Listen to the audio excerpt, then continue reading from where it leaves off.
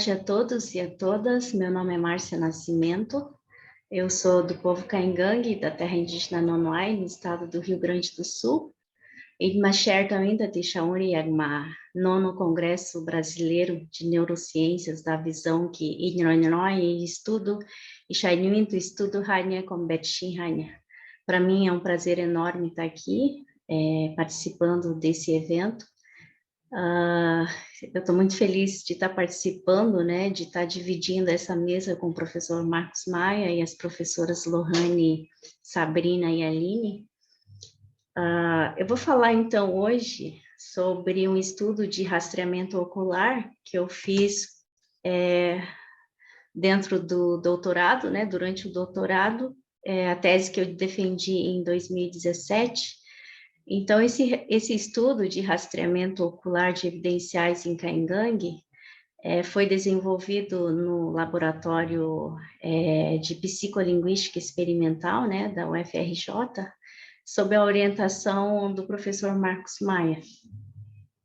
Bom, evidencialidade em Caingangue, uma abordagem experimental, a gente sabe que nas universidades onde se estuda e pesquisa sobre línguas indígenas, o tradicional é a descrição, né, a descrição gramatical dessas línguas. Então, essa abordagem experimental, ela é recente no Brasil, né, então, além do Caingangue, o professor Marcos Maia já vinha trabalhando com outras línguas, né, no laboratório, no LAPEX, e então o Caingangue é mais uma dessas línguas, né, onde além de trabalhar com a descrição, a gente começa a trazer, né, essas línguas indígenas para estudar um pouco mais além da descrição, né, trazendo então para o estudo do processamento linguístico. Então, essa técnica, né, de rastreamento ocular dentro da psicolinguística, é uma das técnicas, né, dentro da psicolinguística, e a psicolinguística experimental tem como objetivo central, né, de analisar os processos através dos quais o ser humano compreende expressões linguísticas, compreende e produz, né, expressões linguísticas. Através de suas diferentes técnicas de investigação, busca fornecer aferições mais detalhadas e precisas na testagem de hipóteses que procuram explicar, então, né, como o processamento linguístico tem lugar na mente humana. Especificamente sobre a técnica de rastreamento ocular, então essa técnica permite verificar e medir, né, de que maneira o participante distribui sua atenção sobre uma exibição visual, mapeando com movimentos sacádicos e fixações.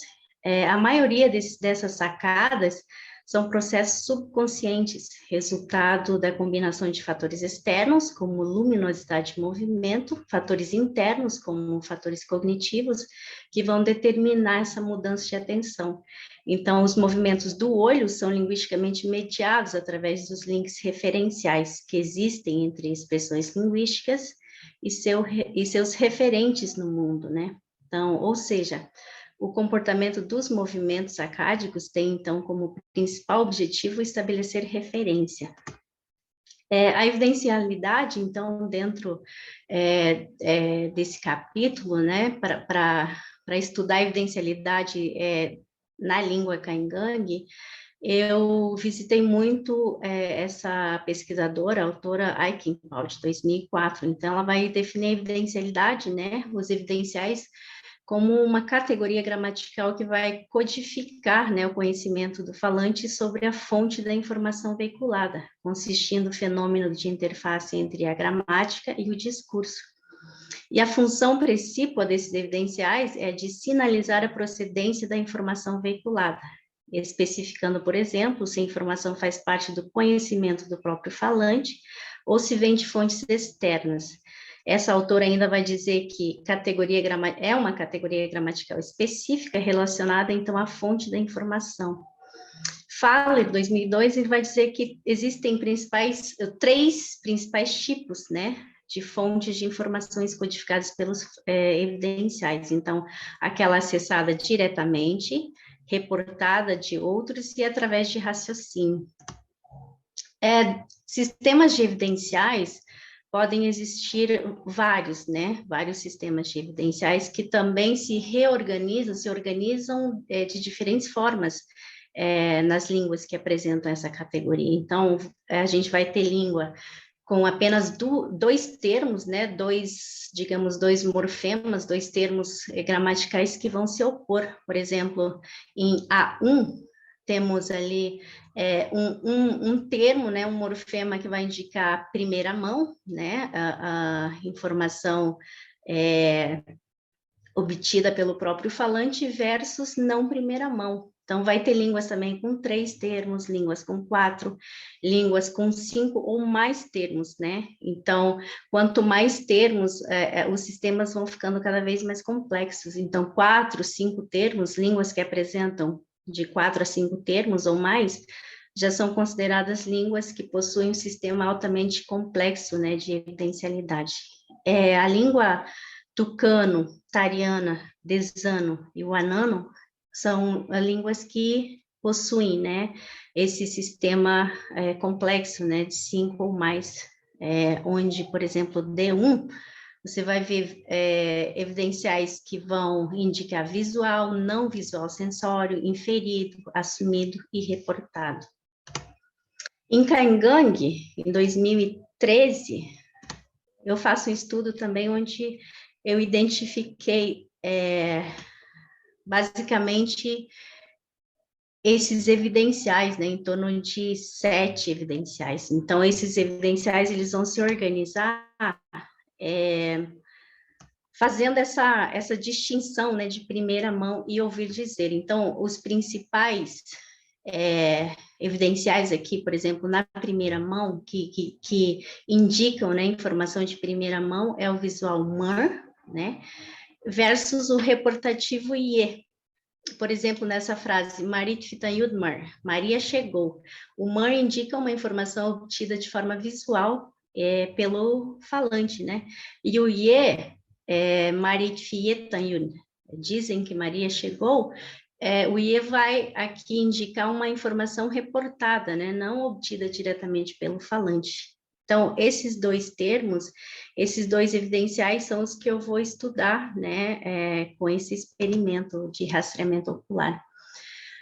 O objetivo, então, desse experimento, né, estudo de rastreamento ocular do evidencial visual MUR e o reportativo IE, então, o objetivo é identificar se os participantes testados fazem a relação entre a imagem visualizada e o tipo de evidencial presente na sentença, de acordo com diferentes condições. Então, buscamos investigar se os evidenciais são reais psicologicamente, né, em uma tarefa online de leitura para os falantes caingangue. Então, a gente traz aquela ideia, né, de que do referente, né, então a gente tenta trazer essas condições simétricas entre simétricas e assimétricas, né, entre expressão, orações e as imagens, né, como vocês vão ver posteriormente.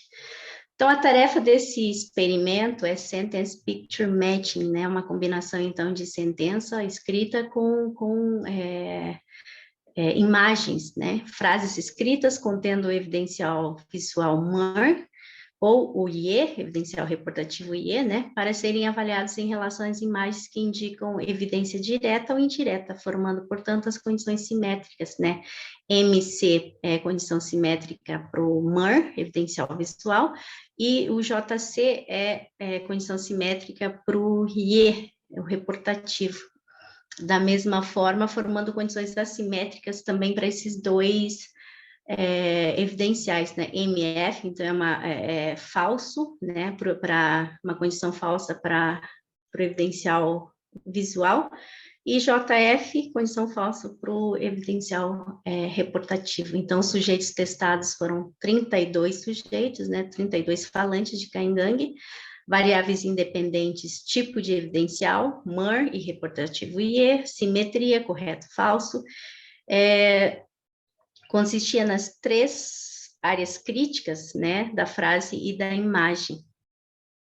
Variáveis dependentes, tipos totais de fixação nos segmentos e áreas críticas, índices de fixação na resposta também.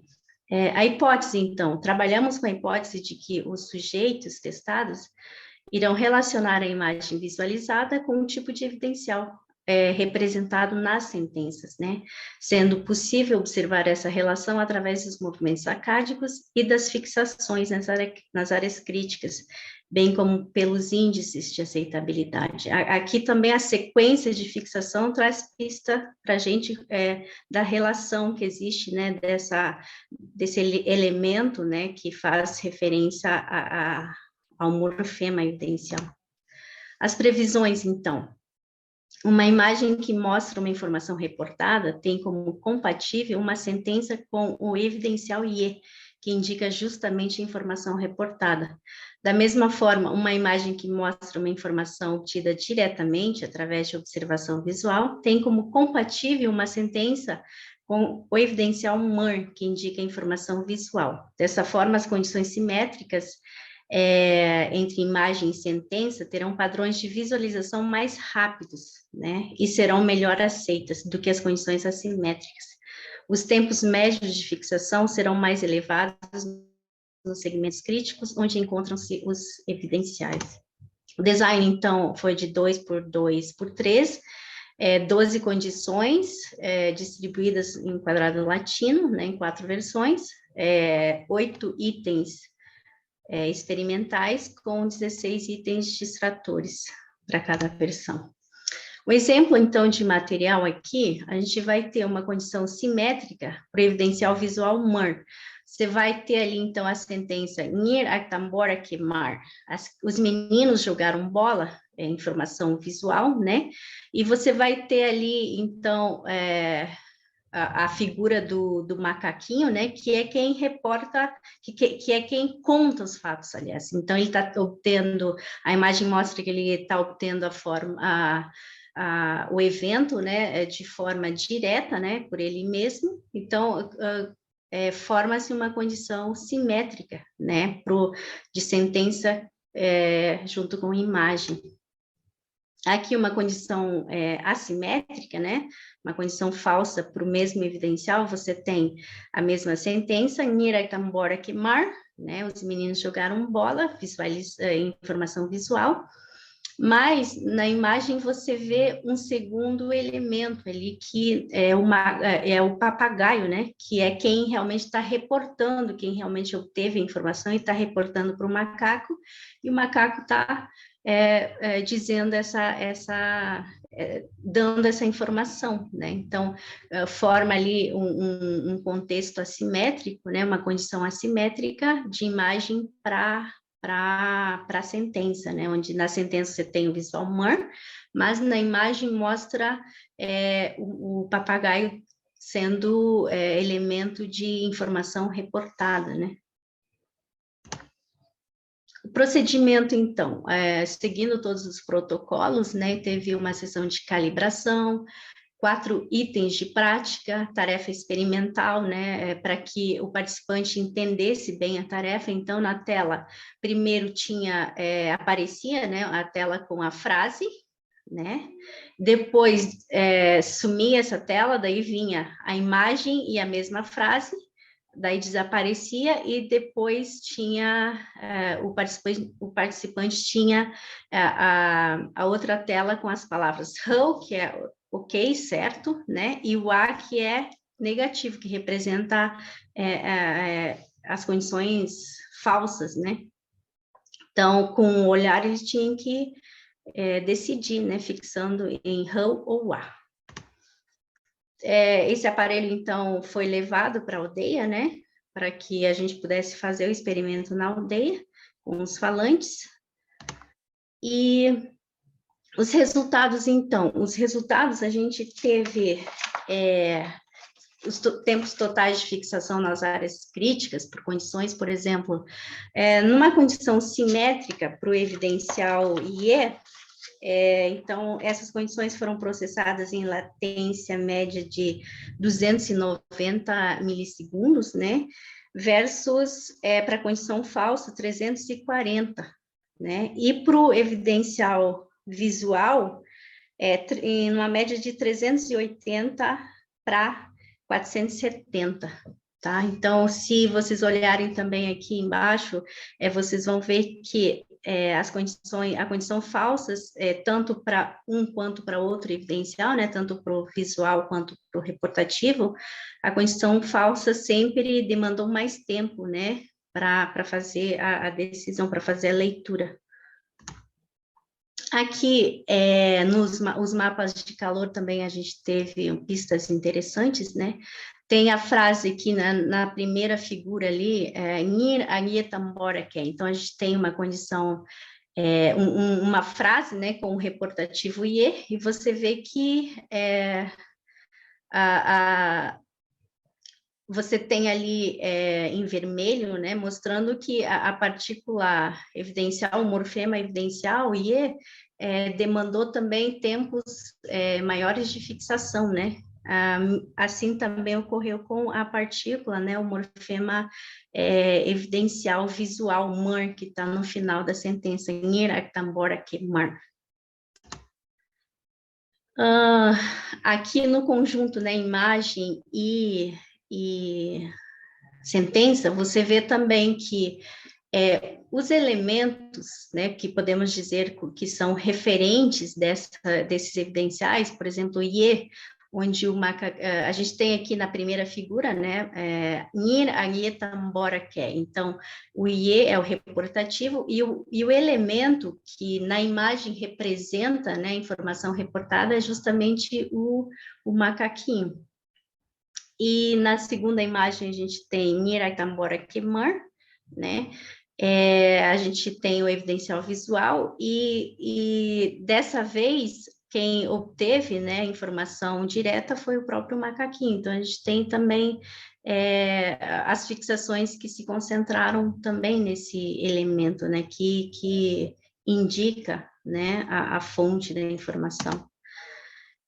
As sequências de fixações também, a gente teve algumas pistas interessantes, onde mostra, na primeira figura, por exemplo, nós temos a frase, né, a sentença Niragietamborake, que o IE que representa reportativo, né, então a gente tem uma sequência ali, por exemplo, do elemento papagaio que representa essa informação reportada, né? Então, tem a sequência ali 6 e 7, né, lá em cima no macaquinho, e depois, ali no evidencial, e depois a finalização da leitura da sentença, né? E no segundo exemplo também, Niraitamborake Mar, temos o evidencial visual Mar, lá no final da sentença, e temos a sequência também de 12, 13, 14 e 15. Então, no macaquinho começa 12, depois vem 13, 14 e finaliza lá, né, com o 15, onde finaliza a leitura, né, justamente no evidencial que representa, né, a fonte de informação. Nessas condições assimétricas, né, temos o evidencial reportativo, né, e para fazer a decisão também dessas condições assimétricas, houve uma relação direta também com o evidencial, né, e o elemento do macaquinho que representa esse contraste, né? A frase diz que é uma informação reportada, mas a imagem mostra que a informação está sendo obtida de forma direta pelo macaquinho, né? Então, teve essa sequência também. 18 lá no macaquinho, 19 e 20 justamente no evidencial reportativo. Na segunda imagem também, uma condição assimétrica para o evidencial visual, Nankai Tararanho Kuidmar, finaliza a leitura, né, da sentença e logo vai, né, com o número 18, me parece que os números estão muito pequenos e não está bem claro. Mas essa relação, né? Finaliza a leitura no morfema MAR e logo segue para o elemento que demonstra, né? Que demonstra esse contraste, né? Onde a frase A sentença traz uma informação direta, né? Uma informação obtida de forma direta, mas o elemento do papagaio está mostrando esse contraste, né? Tá trazendo essa assimetria. Então, mais ou menos essa a minha apresentação, né? Nesse experimento, a gente viu que existe sim uma relação direta entre morfemas evidenciais, né? E elementos que a gente colocou como referentes nas imagens, né? Então, esses elementos estão ativos, né? Eles indicam fontes de informação e a gente vê que esses evidenciais, eles são muito produtivos, né? Na oralidade Caingangue.